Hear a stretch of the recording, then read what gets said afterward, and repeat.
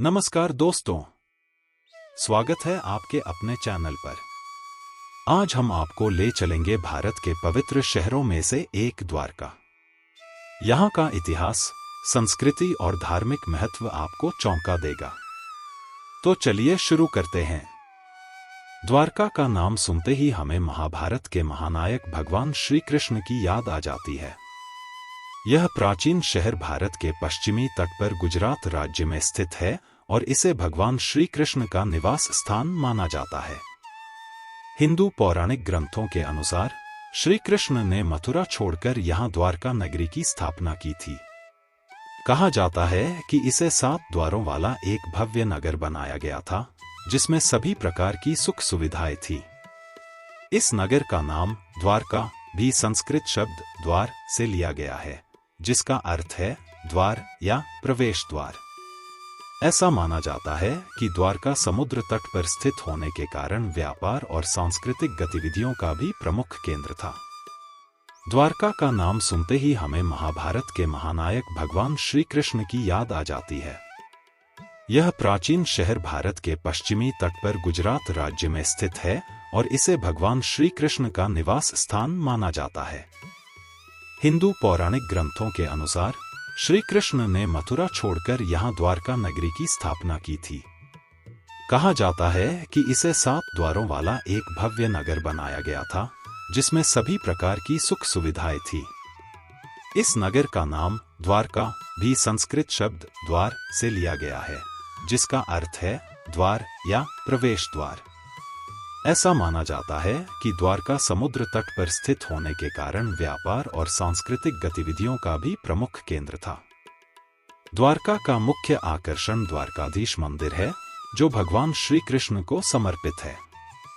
इस भव्य मंदिर को जगत मंदिर के नाम से भी जाना जाता है। इस मंदिर का निर्माण लगभग 2500 साल पहले हुआ माना जाता है और इसकी 7 मंजिला इमारत और इंट्रिकेट कार्विंग्स आपको प्राचीन भारतीय वास्तुकला की झलक देती है।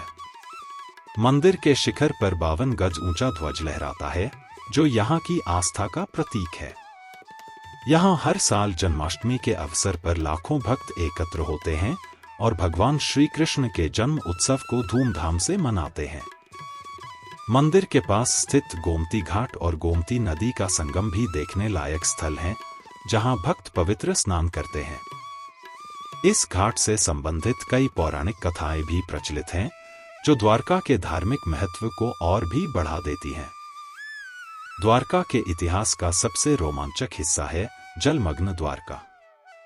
पुराणों और महाभारत में वर्णित है कि भगवान श्री कृष्ण के इस लोक से विदा होते ही द्वारका नगरी समुद्र में समा गई। इस पौराणिक कथा को वैज्ञानिक तथ्यों के आधार पर सिद्ध करने के लिए कई अंडर वाटर आर्कियोलॉजिकल सर्वे किए गए हैं।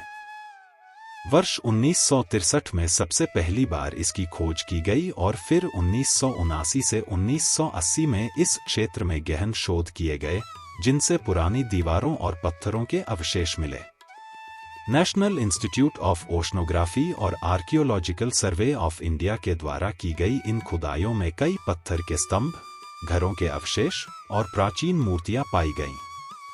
आज यदि आप चाहें तो बेत द्वारका के पास स्कूबा डाइविंग करके इस जलमग्न शहर के अवशेषों को देख सकते हैं। इसे देखकर आपको ऐसा लगेगा जैसे किसी खोए हुए शहर का एक रहस्यमयी दृश्य आपके सामने आ गया हो। द्वारका के पास स्थित बेत द्वारका एक छोटा सा द्वीप है, जिसे प्राचीन कथाओं में अंतरद्वीप के नाम से जाना जाता है। यहाँ पर भी कई मंदिर हैं, जो भगवान कृष्ण और उनके भक्तों से जुड़े हैं। महाभारत के अनुसार यही वह स्थान है जहाँ भगवान श्री कृष्ण ने अपने मित्र सुदामा का स्वागत किया था। यहाँ का शांत और पवित्र वातावरण आपको मंत्रमुग्ध कर देगा। यहाँ के अन्य प्रमुख स्थलों में नागेश्वर ज्योतिर्लिंग शामिल है, जो शिव भगवान को समर्पित 12 ज्योतिर्लिंगों में से एक है। यह स्थल हर साल लाखों श्रद्धालुओं का स्वागत करता है और अपने आध्यात्मिक महत्व के कारण भक्तों के लिए आकर्षण का केंद्र है। द्वारका का प्राकृतिक सौंदर्य भी पर्यटकों को मंत्रमुग्ध कर देता है। यहाँ का द्वारका बीच और लाइट हाउस समुद्र तट के अद्भुत दृश्य प्रस्तुत करते हैं। द्वारका बीच पर सूर्योदय और सूर्यास्त का दृश्य अत्यंत सुंदर होता है। यह स्थान उन लोगों के लिए खास है जो प्रकृति के साथ सुकून भरे पल बिताना चाहते हैं। इसके अलावा यहाँ के लोकल बाजार भी देखने लायक हैं, जहां आपको हाथों से बने सुंदर हस्तशिल्प और धार्मिक स्मारक मिल सकते हैं। तो दोस्तों, ये थी द्वारका की अनोखी यात्रा। अगर आपको ये वीडियो पसंद आया हो तो लाइक और शेयर जरूर करें, और ऐसे ही दिलचस्प और जानकारीपूर्ण वीडियो के लिए हमारे चैनल को सब्सक्राइब करना न भूलें। हमें कमेंट में बताएं कि आपको द्वारका के किस पहलू ने सबसे ज्यादा प्रभावित किया। धन्यवाद।